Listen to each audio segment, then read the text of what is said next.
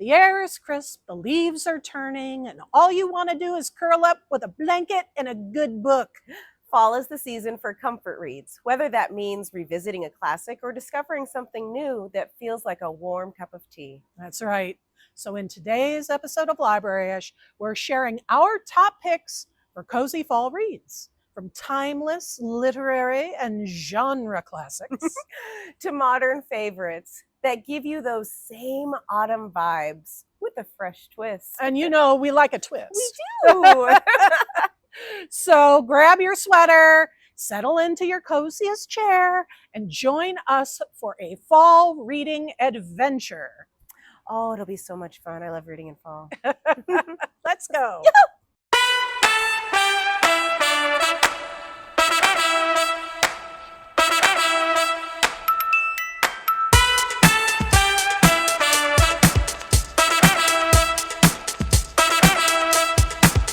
Okay. Fall reads, cozy fall reads. You know it's fall time, as some of you can hear when the leaves are being blown about by the wind and the pollen goes up in the air, and you're just like, that's where I am right now. Yeah, it's fall great. Allergies are about as bad as spring allergies. They really are. Yeah, which is like all allergies are. That's why the best place to be during fall time is not out in the atmosphere with all the things. Where all the air ain't Where all the air. Nope. It's being at home curled up with a nice book. Yeah, that's for sure.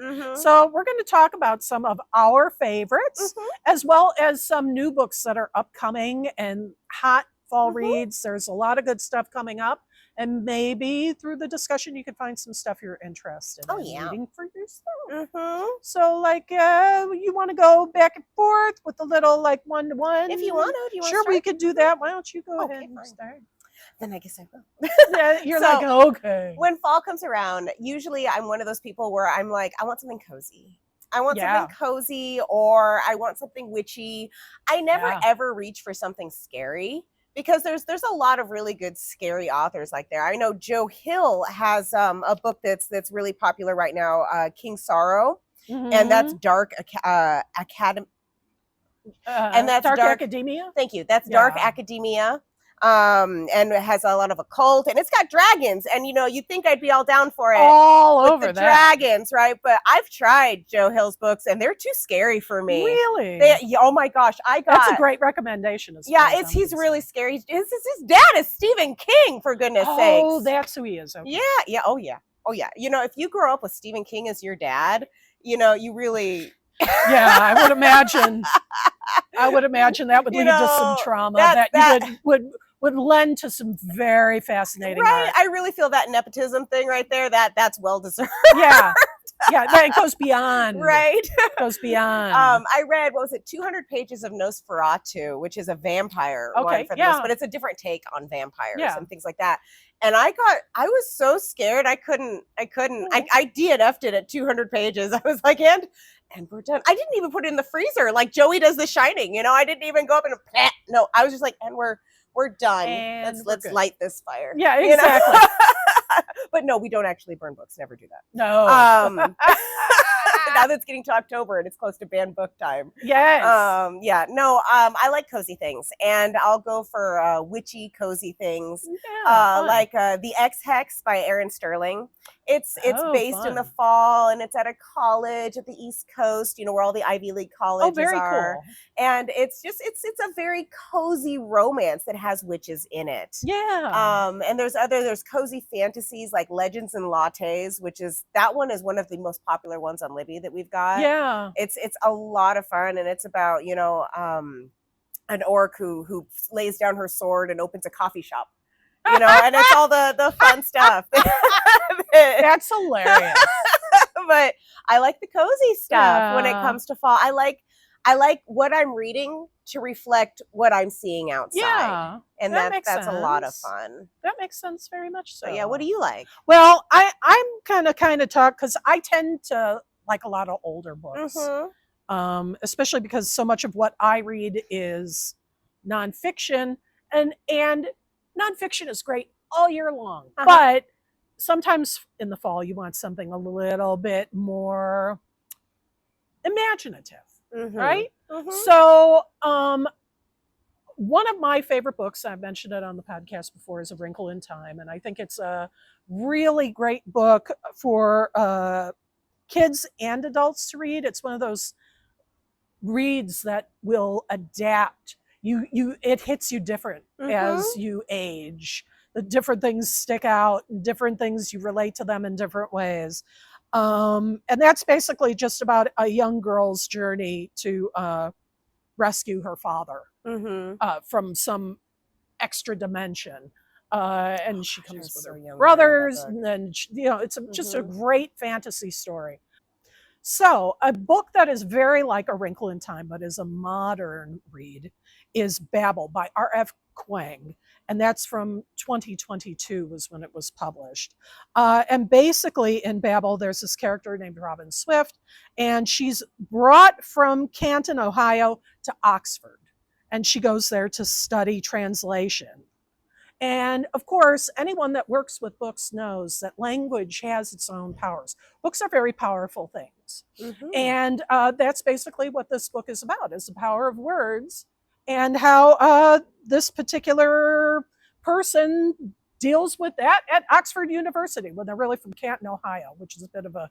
I want to say this was one of the ones that Max over in Chico, they do the regular fiction book club over in Chico, and they do the sci-fi book club. I want to say they are either planning on doing this one or they just finished doing this one. Well, I mean, that makes a lot of sense. It's alternate history, dark academia. These are all the themes. It also uses fantasy to explore colonialism, power, and resistance. So, I mean, it just sounds like such a great, interesting read that adds that little layer of spooky, that fall sort of spooky time, but also with a little bit of intellectual conversation for yourself. They pair great together because they're both through the lens of a young protagonist.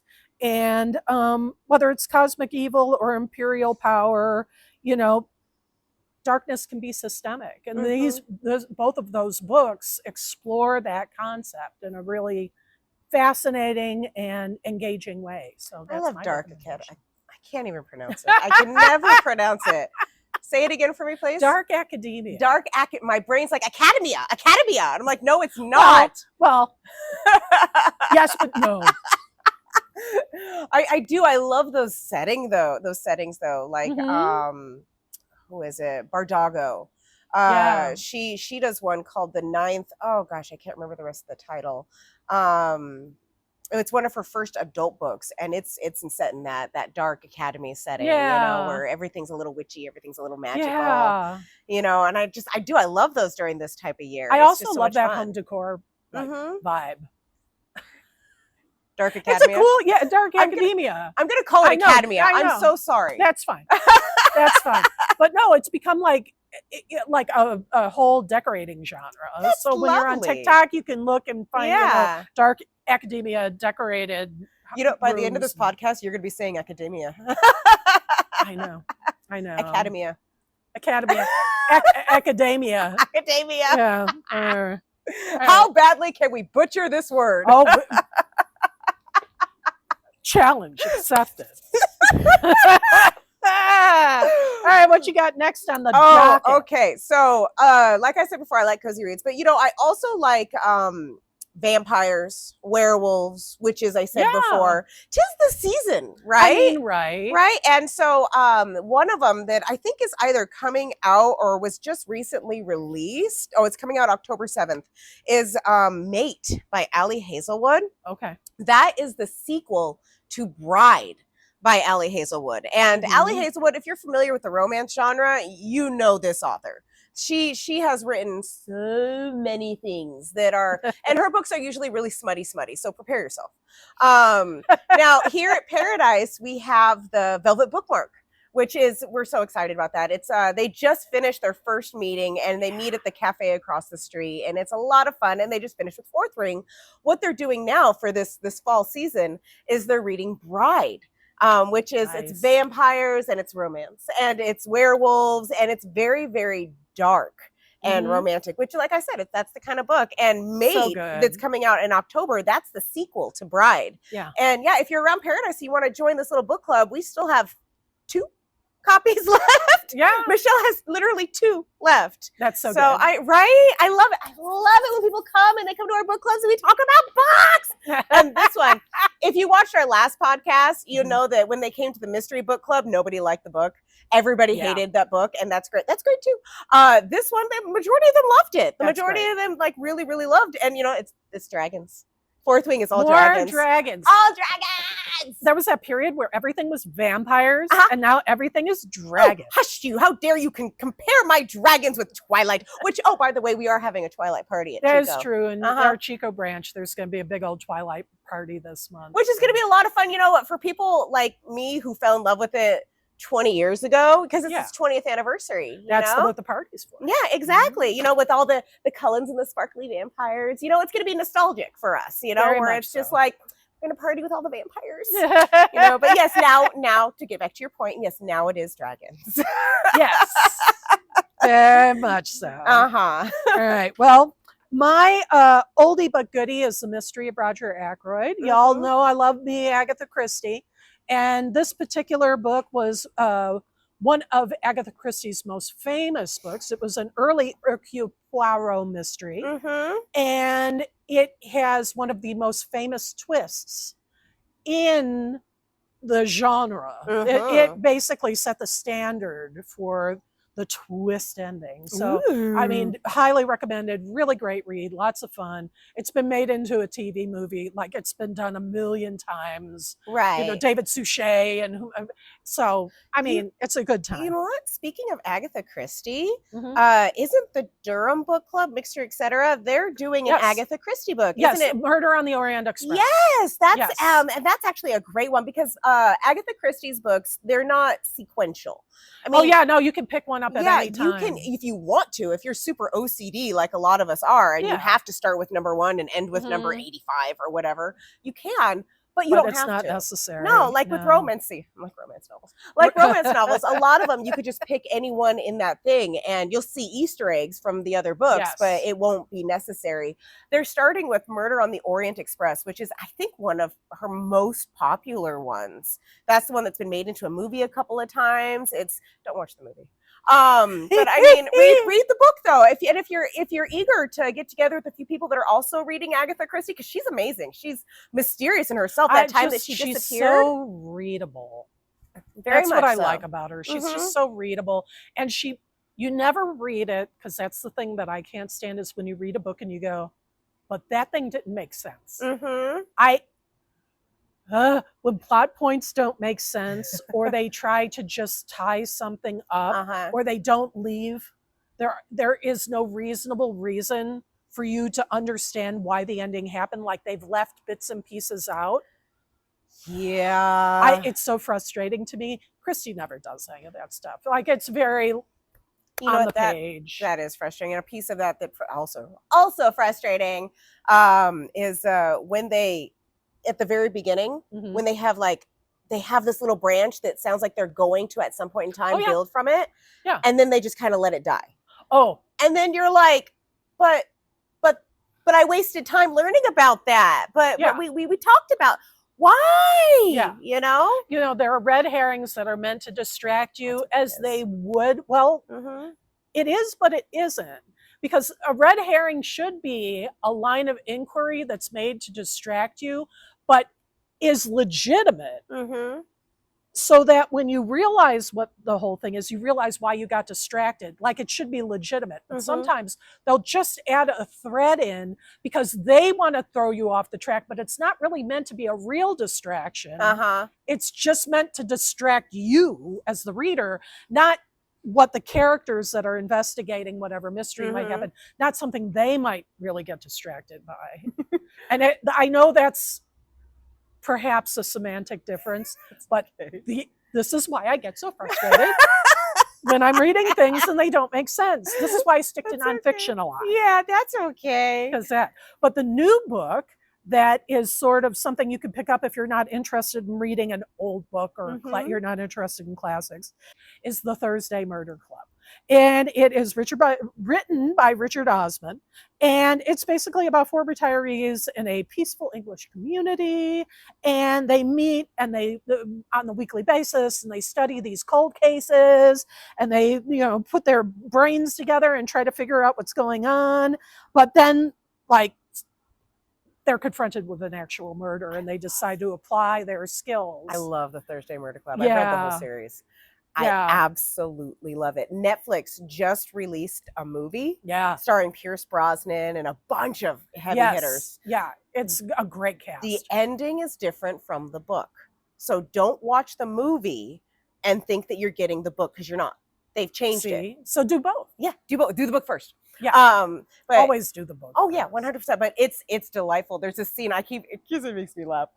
So Pierce Brosnan, he's a manly man, and he plays this union buster. This blue collar union man that stands up for the rights of himself and his workers. His son is a famous boxer. He's the manly man. Right? Yeah. And there's this scene where Joy, the nurse in the book, who's just a chef's kiss, she's so cute, and she's running around trying to gather the rest of the club so that they can have this impromptu meeting. Yeah. And she runs where all the little old ladies are doing the aqua aerobics. Oh my God. And Pierce Brosnan is in the middle with all these little ladies doing aqua aerobics, wearing a little bright yellow tubie, just smiling and doing all these aerobics with all the little ladies. I just about spit out my popcorn. James Bond doing aqua aerobics. Yes, that's wearing hilarious. The bright floaty. Yeah. I just about lost my snacks. He must have had the best time shooting that. Right? Oh, that's hilarious. It's a fun time, and I do recommend watching it after you read the book. Yeah, because the ending is different. You know, because there's a lot of things that they have to change for movie magic. Absolutely. There's a lot of things that just don't translate off the page into a video or television. The whole series is delightful, though, and all the branches have one. I think, after the Agatha Christie book, Durham is also doing that one for their next month book club, mystery, etc. in Durham with Miss Ico. Hi, Miss Ico. They're going to be doing the Thursday Murder Club, and I do completely recommend it. It's going to make you laugh. It's going to make you giggle. It's going to make you go, oh! It's just all the funs. Absolutely. It is September. And we want to remind you that it's actually a very special time, because we have an amnesty program going on now. If you have any fines on your account, if you have any lost or overdue items, damaged items that have been left on your account, please come to one of the local branches. You have until the last day of September, which is Tuesday, September 30th, to come into one of the branches, or call us with your library card number, and we will be happy to write off all of those fines. This happens to be a library card sign-up month. So if you have lost a card, please feel free to come in, and we will replace that card for you for free. And this is all to kick off the fact that we will be having no fines for the next year at the library.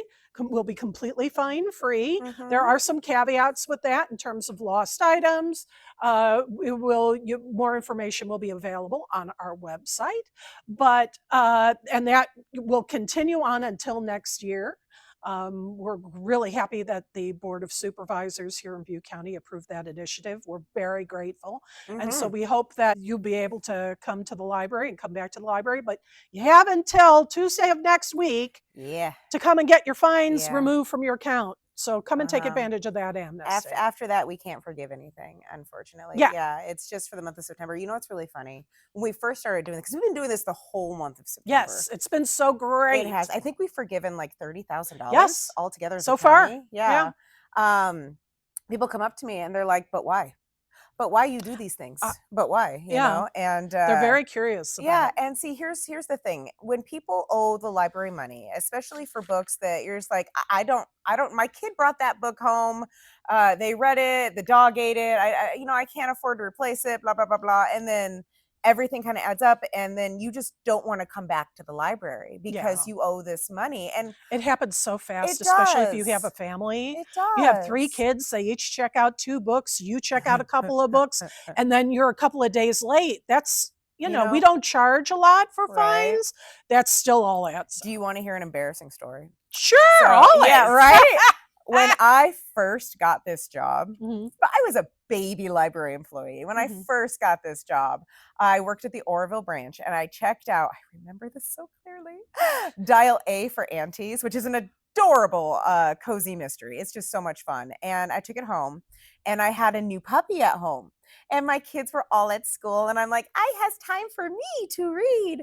And so I'm sitting on the couch and I'm reading this book. And then I'm like, oh, I should go get myself a hot cup of tea. That sounds so nice. I'm going to drink a cup of tea with my book in my nice quiet house. Close the book. Make sure the bookmark's there. Close the book. Put the book down on the couch. Get up. Doop, doop, doop, doop, doop, doop, boop, boop, boop, boop, boop, boop. Make my tea. Come back. Not only is the book chewed up, the dog is currently chewing the book as I walk over and I say, no! And I go over, but it's too late. The dog has chewed up the cover of the book because it's good on their teeth. They love it. Oh, yeah. And I'm looking at this and I'm like, I just got this job.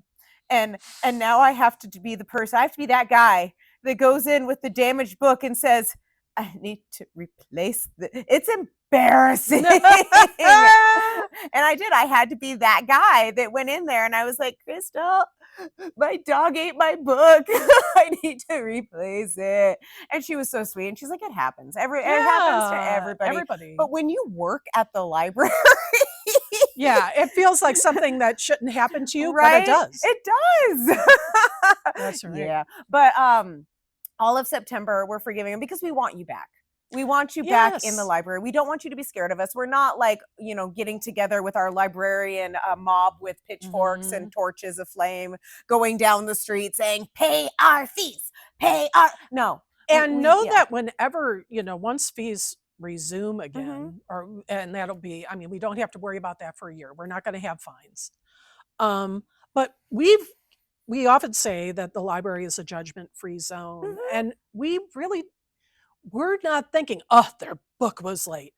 Believe me, if anybody understands how easy it is to have late books, it's the people that work at the library. I think most of us consider the fact that we get a certain amnesty, forgiveness for working. Yeah. Most of us consider that as almost like part of our package. Yeah.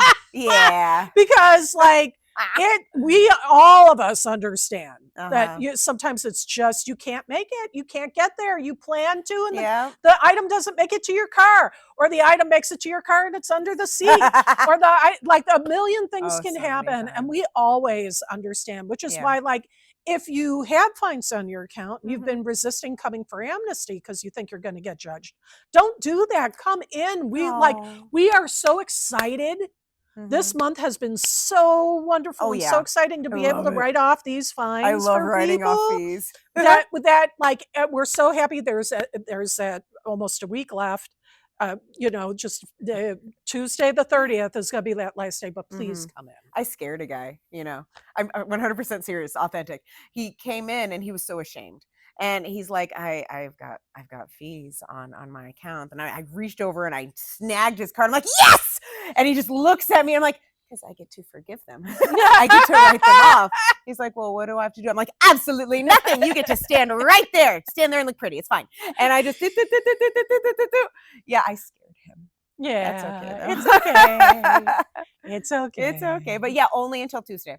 Once Tuesday gets here, I can't do the fun waving thing. So come and see me before Tuesday. That's I want to do the fun waving thing. But know that after Tuesday, there will be no new fines. But if you have fines on your account, those will need to be paid. But we'll worry about that then. Yeah, we'll burn that bridge when we get there. That's right. Exactly. You may be wondering also why we're dressed a little differently than we are in the beginning of the video. If you're watching the video and not simply listening to us as a podcast, and that's because there were some technical difficulties. So we had to jump in and come back and do some other stuff. Do not disassimilate. Here we are. So it was your turn on the roster of Back in the Fourths. I do want to talk about a book that comes out in October. Nicholas Sparks, who writes a ton of romance. And if you guys have watched this, my gig is romance. So Nicholas Sparks and M. Night Shyamalan are getting together to write a book. Now, you might not remember M. Night Shyamalan. He hasn't had a bit for a while, but he used to be known when he made movies for the twist. I mean, that's still his thing. Yeah, well, you know, he had a couple, because not all of them are good, obviously. You know, you can't, everyone can't be a winner. I will reserve my. But he did, he did Sixth Is Sense. it a twist? Is it a Shaggy Dog story? Will we ever know for sure? But he did Sixth Sense, and he did he had a lot of hits. Signs, Sixth Sense, yeah. Signs, The Village, yeah. The one about the superheroes. Oh yeah, which is a universe with which Bruce has Willis, several, yeah. and but yeah, his movies were always known for that big old twist at the end. Like, you knew as you were watching it that your world was going to be turned upside down with this big old twist. Like, oh my gosh, he's really, I can't give that just in case. I'm so sorry. I was going to give a spoiler. Anyway, for anyone who hasn't seen Sixth Sense, anyway, so he is getting together with Nicholas Sparks, and they're making this supernatural thriller together. And I'm really hoping that it'll have all the all the gasping moments without the, okay, I'm scared and I can't function now. Yeah. Do you know what I mean? It should be. Right? I mean, Nicholas Sparks is a very gentle author. His work is very. He wrote The Notebook, and a bunch of other really, really, really nice romances. Yeah, there's a certain level of empathy in his work that I don't think it's going to be like, it's a slasher, it's a, it's not going to be that kind of like really aggressive thing. So that should be nice. I like the little bit of adrenaline of being excited, but at the same point in time, I can't. Man, Joe Hill. I can't. Stephen King, Joe Hill, something in that DNA. It's just too scary. Oh my goodness. All right. So as I've talked about on the pod before, love Dracula. And Dracula is essentially a story about a real estate transaction gone wrong. This is how I feel about it. It's essentially a real estate agent goes to a foreign country, goes to an Eastern Bloc European nation. Only you, man. To sell a house that is in England. And it turns out that the person he's selling to is an undead individual who just wants to spread his undeadness, and then also really likes the real estate agent's fiance. Only you, Traci. But I mean, like, when you boil it down, that's really what it is. And then it's just told in journal entries and letters. So it's very interesting. I mean, I love the book. It's great. I have a whole take on the whole Dracula thing about it being Irish satire of naturalism, but we don't need to go into that boring stuff here. No. But there's a more modern book that has come out recently that is a very good swap for that older title, and it's called Mexican Gothic, and it's by Silvia Moreno Garcia. Came out in 2020, and it's essentially about a woman whose cousin is getting married. It's set in 1950s Mexico. This woman is a socialite, and she's very concerned about her cousin and her cousin's sinister new husband. And goes to rescue her cousin from this bad match.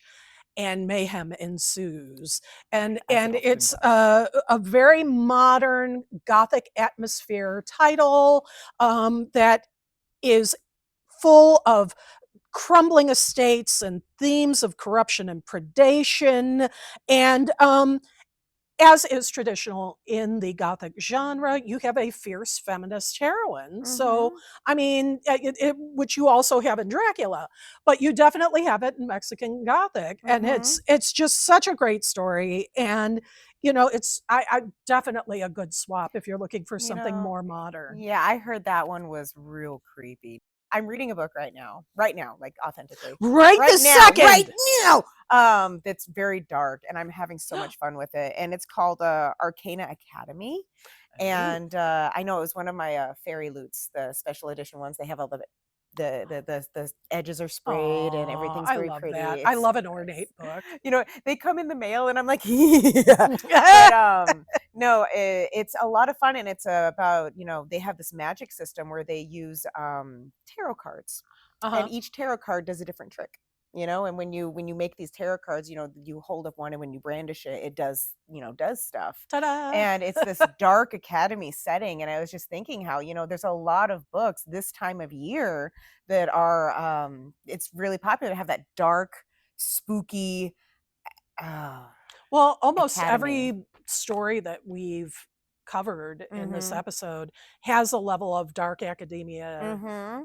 vibe to it, for Right. sure. I think it's a popular genre right now, a Mm-hmm. popular sort of trope, but Yeah. also just very It's appealing. And fun. it's very appealing for fall, let's Very face it. much. Uh-huh.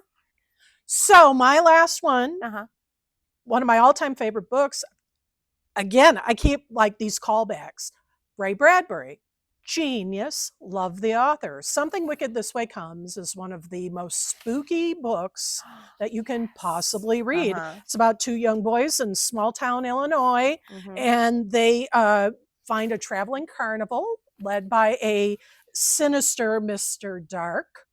And it's very much autumnal dread, very much about morality and moral choices and small town life, and an incredibly formidable story, just so good, and continues to be creepy even when you read it as an adult. It's still creepy. So the modern parallel sort of title is Starling House, and this is by Alex E. Harrow. And this follows a woman named Opal, and she lives in a fading southern town and becomes drawn into the secrets of a haunted house that is Ooh. in the town, Uh-huh. and starts investigating and turning up all these Mm-hmm. old stories, and Ooh. you know, maybe making some enemies and Uh-huh. maybe finding some things she shouldn't be in. So another sort of Gothic tale, Mm-hmm. but set in the modern era in a modern Oh, small that's town in the neat. South. Yeah. So again, very similar sort of Uh-huh. vibes, but just maybe not, you know, maybe you don't want to read a story about a couple of kids running around their small town, Uh-huh. whatever. You've had enough of Stranger Things and you want something a little different. Well, you Yeah. can, pick up Starling House and it's a little different for My you. kid loves Stranger Things. She's so into it right now. Mm-hmm. And I look at her, I'm like, aren't you scared? I mean, that's scary. Aren't you scared? She's like, no, it's not real, Mom. And I'm like, Well, okay. Good for me her. sitting over here not able to And you're read like, Stephen King. And she's like, Mom, it's not real. Get over it. I'm like, okay, who made you a grown up? yeah, exactly. God, my kids. I swear. I'm sorry. You know, I love them. I love a good ghost story. I do, which is weird Mm-hmm. because I hate scary stories, but I love a good ghost story. And Nora Roberts wrote one called Inheritance, which is actually a lot of fun. Because Nora Roberts does suspense, she does romance, Yeah. she does all different kinds of fun. But she wrote one called it, which is a woman inherits, hence the title, a old Victorian house, Mm-hmm. and of course it comes with its own ghosts, you know, and it's, you know, her, you know, discovering all these things and how the house is haunted and the curse behind it, because there's always a curse, or the curse There should behind it, be, yes. you know, and it's a lot of fun, but it's a romance. So I told you I can't do scary stuff. But oh, speaking of Ghosts of Hiroshima is coming out. That's coming out October 4th. And that's because we're coming across the 80th anniversary of the bombing of Hiroshima back for World War II. And this one, it's going to be a movie directed by James Cameron. Wow. So they've already got that in the way. And what did he do? I think he did Titanic. He did James Cameron did the second Alien movie, Aliens.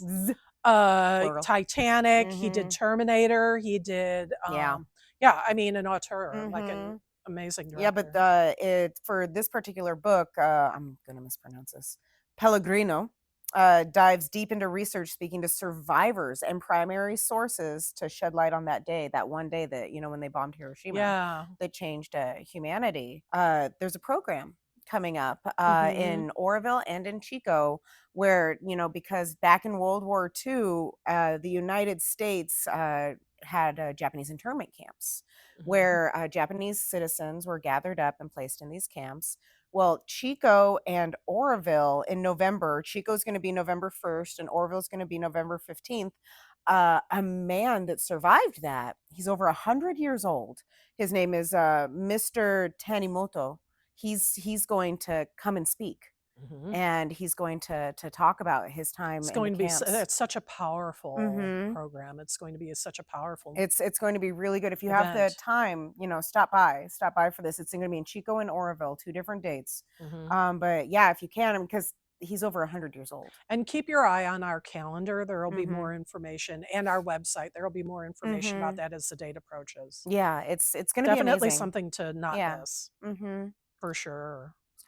That's Okay. No, talk about the kids' books. Okay. Although we're going to do a little gear change here. Yeah. And there's some cool, fun stuff for kids coming up too. Well, I just wanted to mention this. So there's an author. His name's Pete Oswald, and he's so much fun. He's got the Smart Cookie, the Cool Bean, the Sour Grape, and his books are so much fun because there's little underlining, methods to them. What did you learn from reading this kind of thing? Moral, that's the word I'm looking for. Underlying morals to these stories. And whenever I have a classroom of 3rd graders or 5th graders, I'll always pick up the Cool Bean. And when I read the Cool Bean, it's talking about, people change as they get older and they want to be accepted by their peers. They want to be seen as cool. Well, the best way for you to be seen as cool is to 1, be yourself, and to 2, be kind. And that's what the book says. And it's that message that you take away from it. He's got one coming out November 4th called The Humble Pie. And I know, right? And I am a Twitter with excitement because it's going to have one of those wonderful little morals to it. And it's going to be all about the humble pie. And the illustrations are always oh my gosh, they're so delightful. And a lot of children's books, you don't have to be a child to enjoy children's books. You just don't. A lot of them are written very well, and they're just absolutely delightful. And you can learn more than face value on them. They're really good. But I wanted to mention the Humble Pie that's coming out, and that's very fall themed. Yay! So pie is all about right. It's all about the pie, and if it's a strawberry rhubarb pie, apparently that's the best one. So there you go. Yeah. According to some people. We're very vocal about it. So these are some of the books that we've been interested in, that we love to read in the fall. And maybe there are other things. Certainly if you have favorite fall reads, write them in the comments and let us know what your favorite fall reads are. But also, our online app for ebooks, Libby, has a blog. And on the blog is a list of the most anticipated books for fall 2025. So if the books we've been talking about aren't necessarily hitting the spot for you, you could definitely go and take a look at this list, and there's all sorts of stuff that you can see coming out. Like Dan Brown has a new book coming out this fall. Elizabeth Gilbert has a new book coming out, and it's a nonfiction book. There's all sorts of things that are going to be available, and if you're looking for more recommendations, checking out your Libby app and checking out the blog is a great way to go. Yeah, lots of fun. I like it when you're like, if this didn't hit the spot, I'm like, because it's food. Because it's food. It just is. I will die on this hill. Just accept it. It just is. It just is. That's our list of cozy fall reads. Some classics, some modern, but all perfect for this season. We hope you found a new favorite to curl up with, or maybe felt inspired to revisit an old one that still feels like home. Oh, those are comfy. I like those. Yep. And remember, all of these books are waiting for you right here at the Butte County Library. That's right. Thanks for spending some autumn reading time with us. Until next time, happy fall and happy reading. Bye. Bye.